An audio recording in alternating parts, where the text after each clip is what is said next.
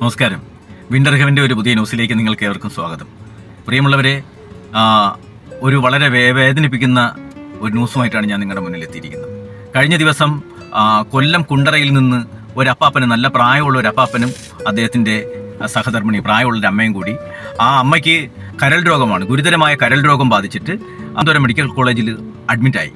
അപ്പോൾ അവിടെ നടന്ന ഒരു സംഭവം എന്ന് പറഞ്ഞാൽ, ഈ അമ്മയെ അവിടുത്തെ ഡോക്ടർ പരിശോധിക്കുകയും, ഒരു ലേഡി ഡോക്ടർ പരിശോധിക്കുകയും, ഈ കയ്യിൽ ഡ്രിപ്പ് ഇടുന്നതിന് വേണ്ടിയിട്ടുള്ള ഒരു ക്യാനുലയുണ്ട്. ഈ ക്യാനുല അശ്രദ്ധമായി അവരുടെ കയ്യിലേക്ക് കുത്തിവെച്ചപ്പോൾ രക്തം ഒരുപാട് ലീക്കായി. ബ്ലഡ് ലീക്കായി പോകുമ്പോൾ ഈ അപ്പാപ്പൻ, അടുത്തിരുന്ന അപ്പാപ്പനും ഞെട്ടിപ്പോയി. അപ്പാപ്പനും അസുഖം ബാധിച്ചിട്ട് ഉള്ളൊരു കക്ഷിയാണ്. ഈ രക്തം കണ്ടപ്പോൾ പുള്ളിക്കും തലയിറക്കം. പുള്ളി ഡോക്ടറോട് ചോദിച്ചു, എന്താണ് ഇത്രയും രക്തം പോയത്, ഇത് ശ്രദ്ധിക്കാതെ ചെയ്തതാണോ എന്ന് പുള്ളിക്ക് പെട്ടെന്നൊരു അങ്ങനെ കണ്ടപ്പോൾ ഒരു മാനസികമായ വിഷമം കൊണ്ട് ഡോക്ടറോട് ചോദിച്ചതാണ്. ഡോക്ടറെ ഇൻസൾട്ട് ചെയ്യുന്നു എന്ന് ഡോക്ടറിന് തോന്നിക്കാണാം. ഡോക്ടർ ഉടനെ പോലീസിനെ വിളിച്ചു. ആ അപ്പാപ്പൻ ഇപ്പോൾ റിമാൻഡില. ഒരു പ്രമുഖ ചാനലിരിക്കുന്നത് രക്തം പൊടിഞ്ഞപ്പോൾ ഈ അപ്പാപ്പൻ എണിച്ചു വന്ന് എന്ത് ചെയ്തു, അവരെ ആക്രമിച്ചു വന്നു. രക്തം പൊടിഞ്ഞ ഉടനെ നമ്മൾ ആക്രമിക്കാനാണോ നമ്മൾ ആശുപത്രി പോണേ? അതേസമയം മറ്റൊരു ചാനലിൽ ഇന്നിപ്പോൾ ന്യൂസ് നടന്നുകൊണ്ടിരിക്കുക, ഇന്നലത്തെ ന്യൂസും അതിൻ്റെ ബാക്കിയുള്ള ന്യൂസും നടന്നുകൊണ്ടിരിക്കുക. ഞാൻ കേട്ടത് രക്തം അമിതമായി വാർന്നു പോയപ്പോൾ അപ്പാപ്പന് പറ്റിയ സംഭവം. അതായത് ചാനലുകൾ ഇനിയെങ്കിലും ശ്രദ്ധിക്കേണ്ടത്, ഈ ന്യൂസ് കാരക്കാരായിട്ട് പടച്ചുവിടുന്ന ഒരു സംവിധാനം ഉണ്ടല്ലോ, ദയവ് ചെയ്ത് അതൊരു ചാനലുകളും വച്ച് നടത്തല്ല. നിങ്ങൾ ന്യൂസിന് വേണ്ടിയിട്ട് ചെയ്യുന്നതായിരിക്കാം, പക്ഷേ ഞങ്ങളെ പോലുള്ളവർ അങ്ങനെയല്ല ചെയ്യണത്. ഞാൻ ഈ ന്യൂസ് നിങ്ങളുടെ മുന്നിൽ കൊണ്ടുവരുമ്പോഴും ഞാൻ ഇട്ടിരിക്കുന്ന കുപ്പായത്തിൻ്റെ ഒരു വെളുപ്പുണ്ട്. അത് കുറച്ചെങ്കിലും പ്രവൃത്തിയിൽ കാണിക്കണമെന്ന് ആഗ്രഹിക്കുന്ന ഒരാളാണ് ഞാൻ, കേട്ടോ. അപ്പോൾ നമ്മൾ അതൊരു കുറച്ചെങ്കിലും മാന്യമായി കാണിക്കണം.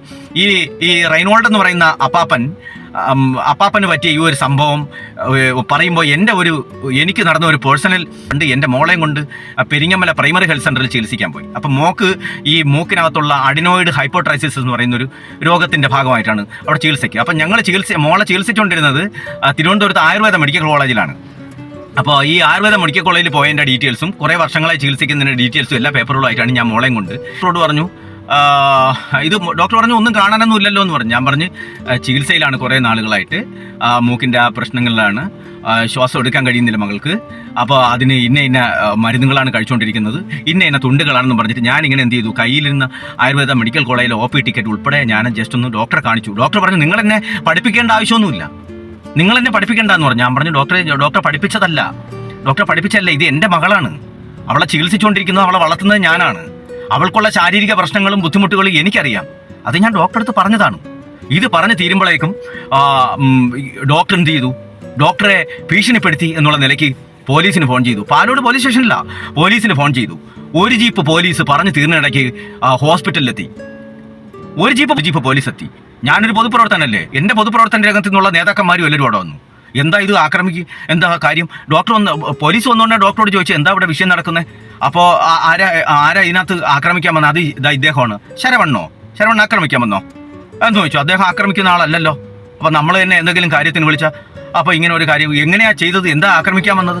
അത് ഡോക്ടറെ പഠിപ്പിക്കാൻ വന്നു, ക്ലാസ് എടുത്തു എന്നൊക്കെ പറഞ്ഞു. അപ്പോൾ എന്നോട് പോലീസ് ചോദിച്ചു, SI ചോദിച്ചു, എന്താ സംഭവിച്ചതെന്ന് ചോദിച്ചു.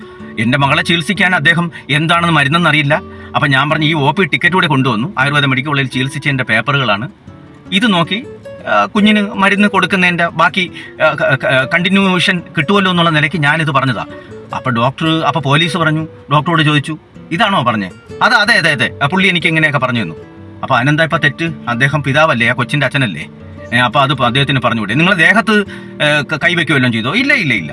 ചീത്ത വല്ലതും പറഞ്ഞോ? ചീത്തയൊന്നും പറഞ്ഞില്ല, പുള്ളി അഭിപ്രായം പറഞ്ഞു എന്ന് പറഞ്ഞു. അഭിപ്രായം പറഞ്ഞ കേസാ. ഇപ്പോൾ പിന്നൊരു സംഭവം കൂടി പറയട്ടെ. ഈ ഡോക്ടർ ആ സംഭവത്തിന് ശേഷം പൊതുപ്രവർത്തകരെ ആക്രമിക്കാൻ തുടങ്ങിയ, എനിക്ക് വേണമെങ്കിൽ എൻ്റെ പാർട്ടിക്കാരുമായി ഹോസ്പിറ്റലിൽ ധർണ നടത്തിക്കൂടെ? എന്തെല്ലാം നടപടിക്രമങ്ങളുണ്ട് ഒരു പൊതുപ്രവർത്തകന്. ഞാൻ അങ്ങനെയല്ല ചെയ്യുന്നത്, ഞാൻ ക്വാളിഫൈഡ് ആണ്. എൻ്റെ FBയിൽ C ശരവണൻ ചന്ദ്രശേഖരൻ എന്നുള്ള FBയിൽ കയറി നോക്കിയാൽ എൻ്റെ സർട്ടിഫിക്കറ്റ് ഉൾപ്പെടെ, ഞാൻ പഠിച്ചതിൻ്റെ ഡിഗ്രികൾ ഉൾപ്പെടെ ഞാൻ അതിനകത്ത് ഇട്ടിട്ടുണ്ട്. ഞാൻ 10ാം ക്ലാസ് 2ാം ക്ലാസ് പോയിട്ട് മതിയാക്കിയിട്ട് ഒരു പണിയില്ലാതെ നടക്കുന്നവനല്ല. അപ്പം ഞാൻ ഒരു ടീച്ചറും കൂടെ. അപ്പം ഞാനിത് പറഞ്ഞു. അപ്പോൾ പോലീസ് അകമ്പടിയോടെ എൻ്റെ മകളെ അവിടെ ചികിത്സിച്ചു. ഞാൻ പറഞ്ഞു, സാറേ, ഈ ഡോക്ടർ ഇത്രയും പറഞ്ഞ സ്ഥിതിക്ക് ഈ ഡോക്ടർ തന്നെ എൻ്റെ മകളെ നോക്കണം, പരിശോധിക്കണം. ഞാനിനി വേറെ ഹോസ്പിറ്റലിൽ കൊണ്ടുപോയില്ല. പാലോട് പോലീസ് സ്റ്റേഷനിൽ വിളിച്ചു ചോദിച്ചാൽ SI മാറിപ്പോയി, നല്ലൊരു SI ആയിരുന്നു. അങ്ങനെ എൻ്റെ മകളെ പോലീസ് അകമ്പടിയോടെ ചികിത്സിച്ചു. ഞങ്ങളിഞ്ഞ് തിരിച്ച് ഞാനും എൻ്റെ മോളും കൂടെ കാര്യം പറഞ്ഞു ഇത് പറഞ്ഞ് തമാശ പറഞ്ഞുകൊണ്ട് ചിരിച്ചിട്ടാ വീട്ടിലേക്ക് പോയത്. കാരണം ഇതിപ്പം നിയമം ഇവർക്ക് വിട്ടുകൊടുത്തിരിക്കുക. ഒരു ഡോക്ടർ പറയുക കയറി ആക്രമിച്ചു എന്ന്. റെയ്നോൾഡ് എന്ന് പറയുന്ന അപ്പാപ്പനെ 10-75 വയസ്സുള്ള അപ്പാപ്പൻ ആക്രമിക്കാൻ ശ്രമിച്ചു എന്ന് പറഞ്ഞാൽ ഒന്ന് ആലോചിച്ച് നോക്കണം. കരൾ രോഗം മൂർച്ഛിച്ച് ആ അമ്മയെ നോക്കാൻ ഇപ്പോൾ ആരുമില്ല. അമ്മയെ നോക്കാൻ ഇവർ രണ്ടുപേരേ ഉള്ളൂ. ഈ അമ്മയും അപ്പാപ്പന് മാത്രമേ ഉള്ളൂ. ഈ അപ്പാപ്പൻ ജയിലിൽ കിടക്കുക. അമ്മ ഹോസ്പിറ്റലിൽ ആരോരും നോക്കാനില്ലാതെ കിടക്കുക. ഇനി അവരെ ഇഞ്ചക്ഷൻ വെച്ച് കൊല്ലുന്നുണ്ടോ ഇല്ലയോ എന്ന് തന്നെ ആർക്കറിയാൻ പറ്റും. അതുകൊണ്ട് ദയവ് ചെയ്ത് ജനങ്ങൾ ഈ ഒരു കാര്യത്തിലും ഇനിഷ്യേറ്റീവ് എടുത്ത് പ്രതികരിക്കണം. നിങ്ങളുടെ പ്രതികരണത്തിന് വിലയുണ്ട്, അത് ചെയ്യണം. അത് കാരണം എന്ന് പറഞ്ഞാൽ അപ്പാപ്പൻ ആ മെഡിക്കൽ കോളേജിൽ അമ്മയെ ഇട്ടിട്ട് ജയിലിലാണ്. ഒരു ഡോക്ടേഴ്സും ഇതുപോലുള്ള നീതിയില്ലാത്ത മനസ്സാക്ഷിയില്ലാത്ത പ്രവൃത്തി കാണിക്കരുത്, ഒരിക്കലും കാണിക്കാൻ പോരുത്. കാരണം അദ്ദേഹം നിങ്ങൾ ആരെ ആക്രമിച്ചിട്ടില്ല, ഞങ്ങൾ അറിഞ്ഞു. ആ ഓരോ കണ്ടന്റിന്റെയും ഈ വാർത്തയുടെയും തൊട്ട് താഴെയുള്ള കമന്റുകൾ ഞാൻ ഇതിനോടൊപ്പം ചേർക്കുന്നുണ്ട്. അവരുടെ വീട്ടിൻ്റെ അയൽവക്കത്തുള്ളതാണ്. ഈ അപ്പാപ്പൻ ആരോടും സംസാരിക്കാറില്ല, ആരോടും വഴക്കിന് പോകുന്ന ആളല്ല. വയസ്സായി പോയെന്നേ, നല്ല വയസ്സായി പോയൊരു മനുഷ്യൻ ഇവിടെ ആരെ ആക്രമിക്കുന്നേ. പക്ഷെ ഡോക്ടേഴ്സിനൊക്കെ പോയി ഇത് കൊടുത്തിരിക്കുന്നു. ആരെങ്കിലും മോശമായി പെരുമാറിയാൽ സെക്യൂരിറ്റി വിളിച്ചുകൊള്ളുക, ആക്രമിക്കാൻ ശ്രമിച്ചു എന്ന് പറയുക, പോലീസ് സ്റ്റേഷനിൽ ബന്ധപ്പെടുക.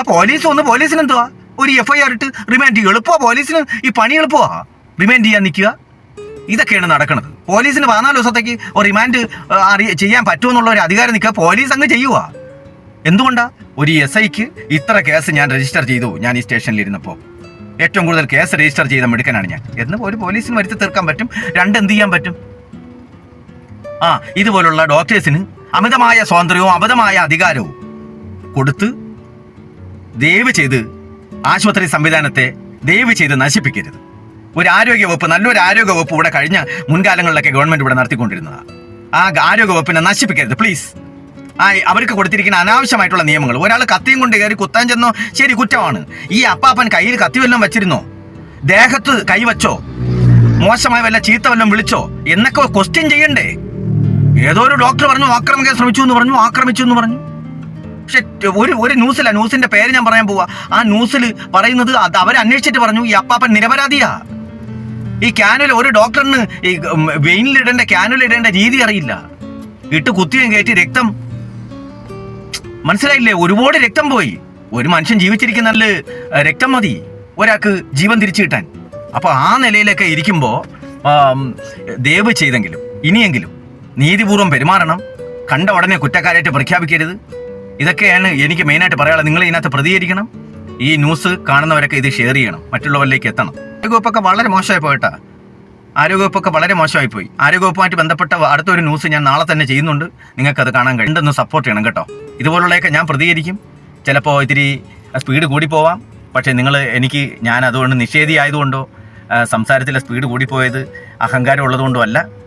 പ്രതികരിക്കാൻ ഒരു അപ്പാപ്പൻ, പ്രായം ചെന്നൊരു അപ്പാപ്പൻ, നിങ്ങളുള്ള അച്ഛൻ അമ്മയും കൊണ്ട് ആശുപത്രി പോകുമ്പോൾ OP എടുത്തിട്ട് അകത്തോട്ട് കയറുമ്പോൾ റിമാൻഡിലായി എന്ന് പറയുമ്പോൾ കേൾക്കുന്ന ഒരു വിഷമം നിങ്ങൾ ഓരോ അച്ഛനോ അമ്മയ്ക്കും ഉണ്ടാകുമ്പോൾ ഉള്ള നിങ്ങളെ മക്കളുടെ മാനസികാവസ്ഥ എന്താ, നിങ്ങളുടെ അച്ഛനും അമ്മയാണെന്നുള്ള ഭാവത്തിൽ നിങ്ങൾ ഇത് ഷെയർ ചെയ്യും, കമൻറ്റ് ചെയ്യും എന്നുള്ള വിശ്വാസത്തോടെ ഇത് ഷെയർ ചെയ്ത് പോകണം കേട്ടോ. എല്ലാവരും കാണട്ടെ.